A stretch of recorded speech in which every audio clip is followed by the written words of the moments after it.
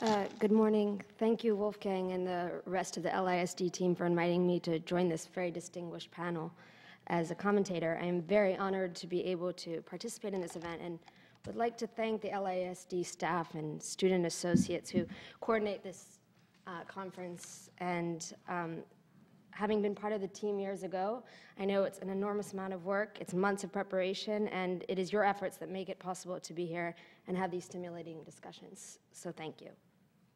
You know, I have to say I'm kind of nervous because I'm used to Wolfgang being here and me being on the other side. So, now, my personal experience with aspects of self-determination have been largely the product of my research and work at Princeton and at LISD on the history of one of the most important and secretive U.S. military bases, namely Diego Garcia, which is an island situated in the Indian Ocean. Diego Garcia now hosts CENTCOM and has and does serve as a launching pad for military actions by the U.S. and U.K. in Iraq and Afghanistan. Furthermore, after earlier explicit assurances that Diego Garcia was never used for rendition flights, as was the case in Guantanamo, recent U.S. investigations have in fact revealed the contrary. The story of Diego Garcia is a long and complicated one set against the backdrop of decolonization in the Indian Ocean. But it illustrates quite compellingly a concept which one of our panelists, Gordon Bardos, touched upon, and that is the concept of selective morality and the arbitrariness with which great powers support some claims to self-determination, but not others. In the case of Diego Garcia, the military, political, and other strategic interests of the U.S. and U.K. trumped and continue to trump the rights of an indigenous population that once lived on the island of Diego Garcia and the rest of the islands in the Chagos archipelago. U.S. security interests have effectively resulted in the subordination and forced displacement of an indigenous population whose rights were both violated and continue to be undermined by the strategic value of U.S. military presence in the Indian Ocean. Uriel Abuloff in his paper poignantly noted that while the discourse of self-determination reached its peak during the Cold War, the realization of the principle was at ebb.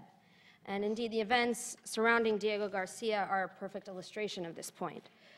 Between 1968 and 1973, in a plot really worthy of a Michael Moore movie, the US and UK carefully hid from the world that they forcibly removed all islanders in Diego Garcia to create a major US military base.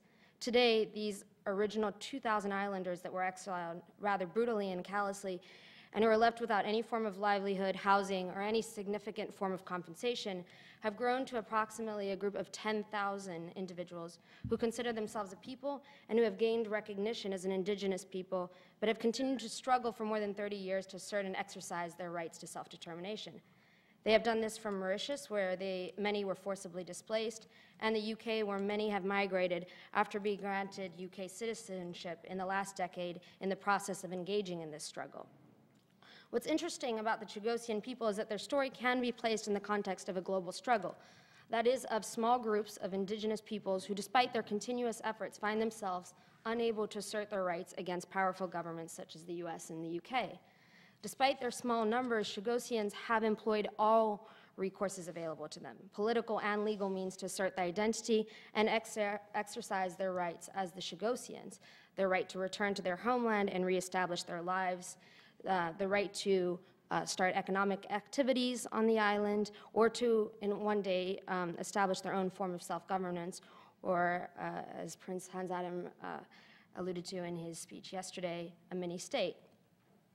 They have successfully achieved recognition at the UN. They also managed to have the original British ordinance that resulted in their exile effectively recognized as illegal in the UK's highest courts.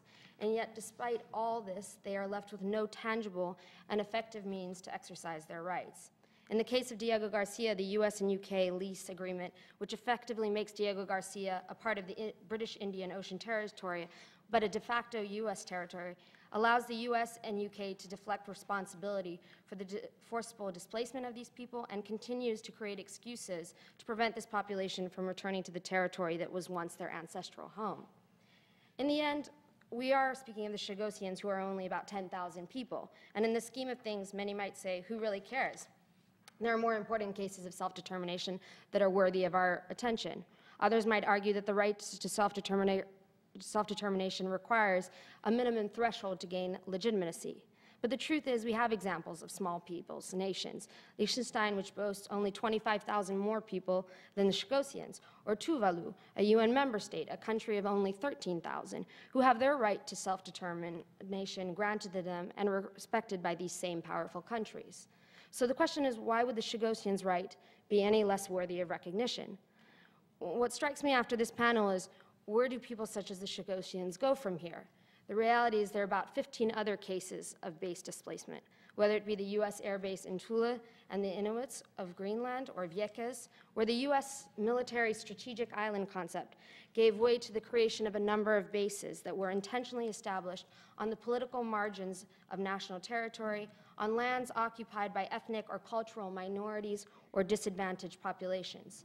Not surprisingly, the ease with which the military can acquire this type of land and control this type of land is in turn strongly related to the relative powerlessness of these groups. So I invite the panelists, given their diverse expertise, and the audience to reflect upon how, in practical terms, do these smaller groups, peoples, have their rights to self-determination respected? How do we get powerful governments and agencies in these powerful governments, notably military branches, to recognize the importance of these rights, even in the context of their strategic and security calculus, rather than devise schemes to circumvent them?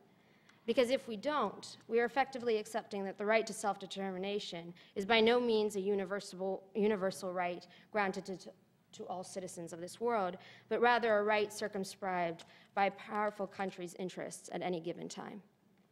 Thank you.